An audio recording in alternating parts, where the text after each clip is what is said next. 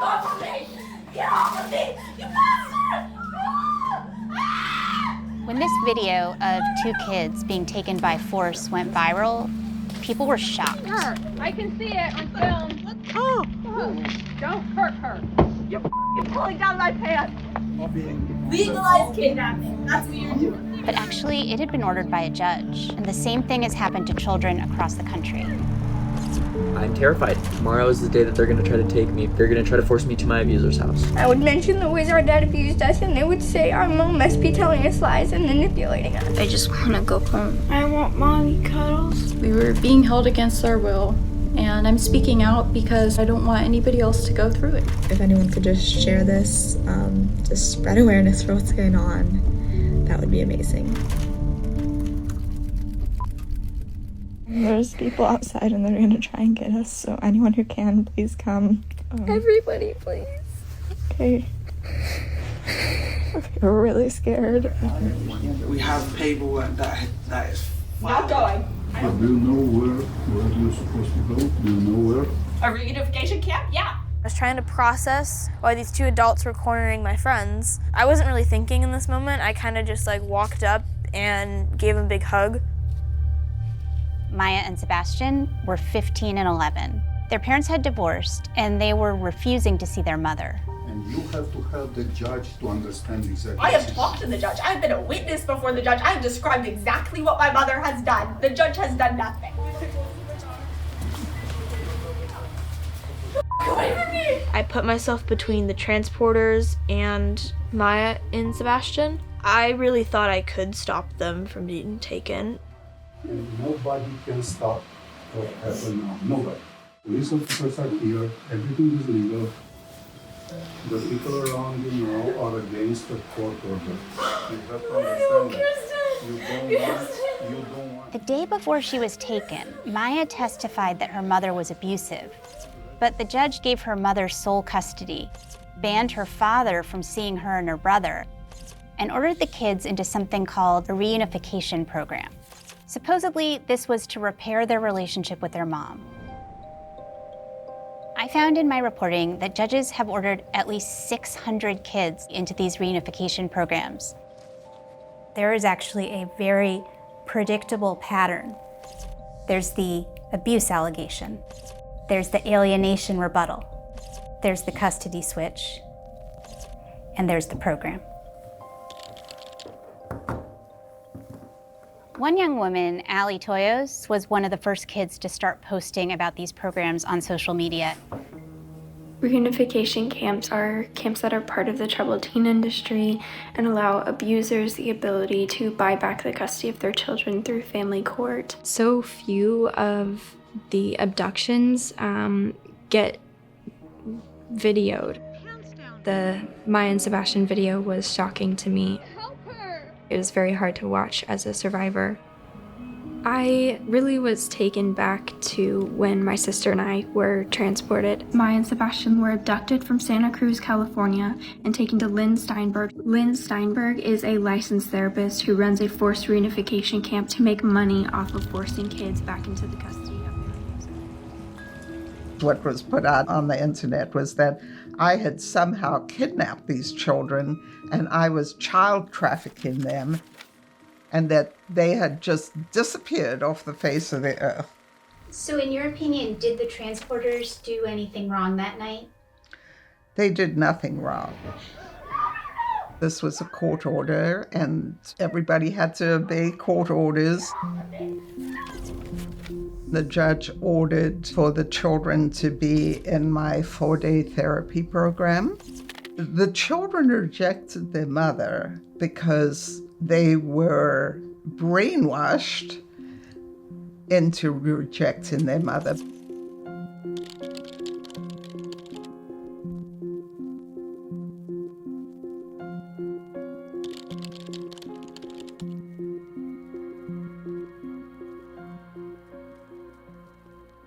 Parental alienation is when one parent turns the children against the other parent following a divorce or separation. When I first started, the judge or the lawyer would accuse me of peddling snake oil, or they wouldn't allow me to use the word parental alienation. Now, when I go into a courtroom, they know who I am. I get the most severe cases. They always come to my program with false allegations of abuse. The children do. They're pretty, I hate to say laughable.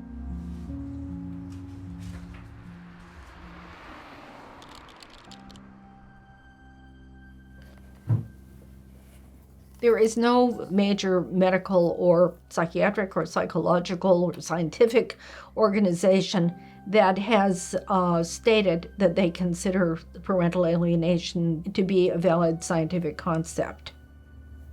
Very often, when there have been allegations of parental alienation, the child is sent to a treatment program which is essentially an experimental treatment, is not a proven effective or safe treatment.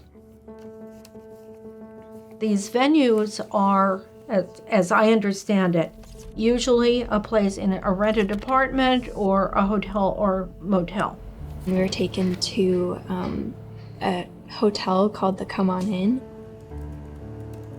I was 16 when I was taken to Family Bridges. The next 3 days really consisted of just watching YouTube videos. Memory works a little bit more like a Wikipedia page. You can go in there and change it, but so can other people. They were really chosen to make us not believe our own experiences. What is alienation? Not a nation of aliens. Welcome Back Pluto was a very interesting video. Alienated doesn't mean an alien ate something. They told us that if we learned about parental alienation, we would be cured and we would have a great relationship with our father. According to practitioners of the parental alienation treatments, if you don't have substantiated evidence, for example, a Child Protective Services investigation, the child's disclosure of abuse is not in and of itself considered to be evidence that there was abuse. It was all, oh, you didn't experience abuse, it was all made up, your mom told you to say these things. Well, everybody knows children lie. The original writing about the parental alienation concept was by a child psychiatrist named Richard Gardner. Dr. Richard Gardner is a one-man antidote to what he calls sex abuse hysteria. In the early 1980s, I began to see a new phenomenon. It is a syndrome that arises in the context of a child custody dispute. Judges generally awarded women full custody. But that started to change in the 70s. Judges started to say, let's just see which parent will best serve the needs of the child. So judges started turning to mental health professionals for assistance, and one of the most influential mental health professionals working in family court was Richard Gardner. He was an advisor to judges deciding custody cases. Consider what Dr. Gardner says a good mother would do if her child told her of sexual abuse. I don't believe you. I'm going to beat you for saying it. Don't you ever talk that way again about your father. Gardner thought that a lot of angry, mentally unstable women were brainwashing their children against their fathers. Step number one is to take the child away and protect the child from the indoctrinations. And then it requires a transitional site. An option, and I'm very serious about this, is to take the kid and put him in jail a day or two. Juvenile detention center. Gardner's ideas didn't catch on right away. I have zero success in convincing courts to do this. Gardner had some successors. That included Richard Warshak and William Burnett. There are many children out there who are being influenced and manipulated to take sides with one parent against the other. I am going to tell you about our effort to get this condition, this mental condition, accepted as an official diagnosis. Judges didn't necessarily know that the theory hadn't been scientifically validated. We're actually hosting a family for a high road to reunification. So we're on day 2. We have a dad and a couple of kids. Nowadays, as in the Maya and Sebastian case, fathers sometimes get accused of alienation too. The basic tragedy of parental alienation is that we have a cottage industry which thrives on increasing conflict between parents in child custody situations. If you include transport costs, some parents spend more than $70,000 on the 4-day program. I'm not convinced that judges understand what they're ordering. We have children who are being given into the custody of parents who have been abusive in the past and are likely to be abusive again. How could you say no to that? That's true. That's cute. In 2016, this was all new at that time. Nobody had even heard of these programs. Do you think that summer of 2016 maybe? I said, like, what happens if I don't go? My mom told me that they would come take me by force. I was 14. The original ruling was the children stay with me because Michael's drinking was out of control. He had to blow into a breathalyzer prior to visitation so that I could be guaranteed the children's safety while he was there.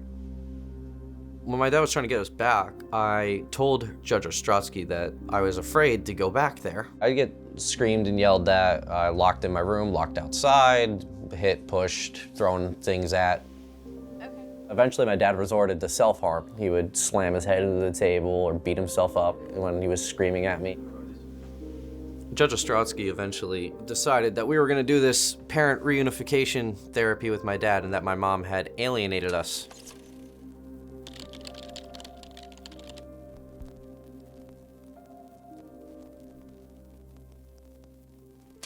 They were forced into the program called Turning Points for Families. Turning Points for Families places unqualified confidence in the alienated parent to heal the child and therefore initially anoints the alien. Turning Points. It is run by a therapist named Linda Gottlieb. Gottlieb calls her program a therapeutic vacation. She claims almost 100% success rate. But once again, what's the success? What was the problem? No child rejects a parent unless they're influenced. We equate the process to a brainwashing in a cult.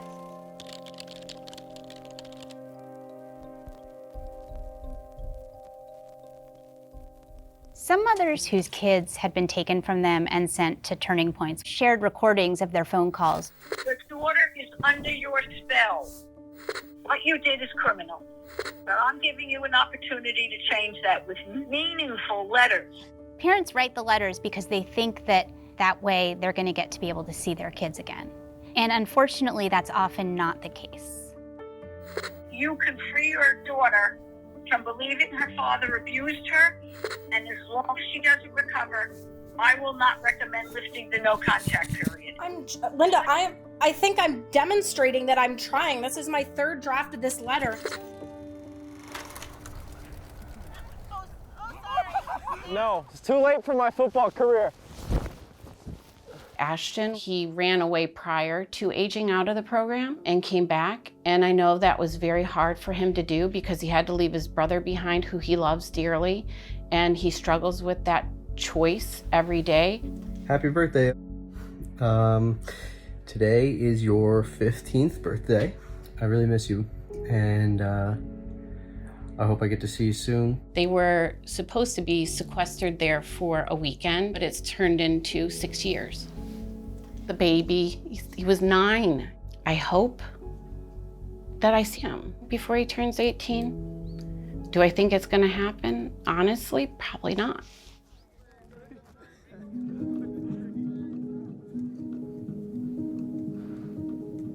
It's still hard to believe that she's gone. It just doesn't seem fair to Maya and Sebastian that for the rest of their lives they're gonna have to live with the memory of what they've gone through.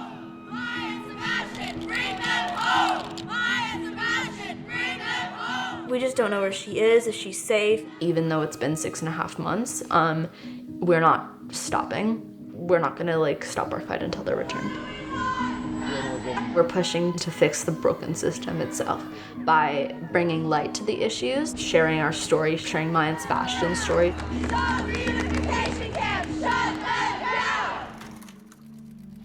We published an article mentioning the children in the viral video, and a few days later, Maya reached out to me. I haven't been able to talk to my friends or my grandparents or my step-siblings or my dad or my stepmom or any of those people who are actually supportive family in 7 months now. So are you concerned that this could go on until you're both 18? Yeah, I'm pretty much expecting it will. Later that night, they ran away from their mom's house. We finally got away, so just update, and we're doing okay now that we got away. We can't tell you where we are, but for obvious reasons. We're safe and we're okay. These camps need to be shut down to prevent further trauma to kids, and I think one way we could do that is through legislation.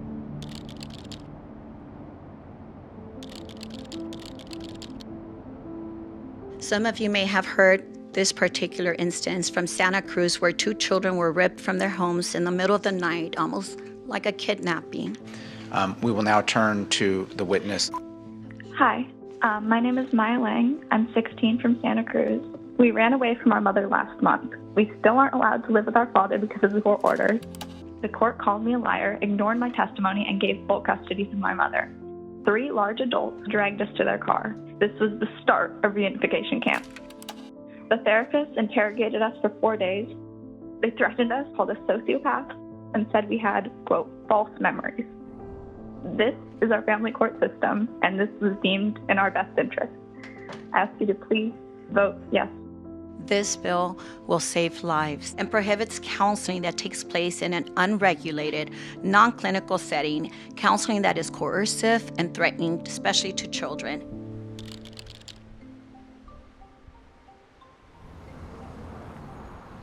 I think it's now been nearly 8 months since we've been able to see our dad.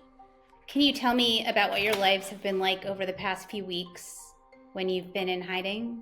There's nowhere that really feels entirely safe because our mom's still out there and she still has custody of us. If they do try to take you, what will you do?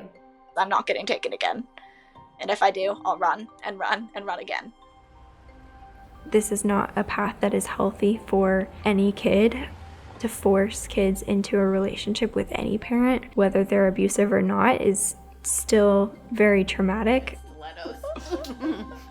I have severe emotional trauma that I'm gonna have to live with probably for the rest of my life. I can't see a therapist because it just creates a panic for me. Once I'm free to go about my life, I want to be the person who can help protect other children and make this not a reality.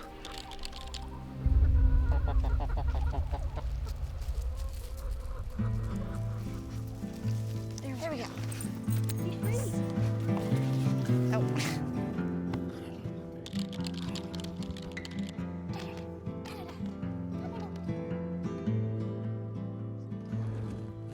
Hey.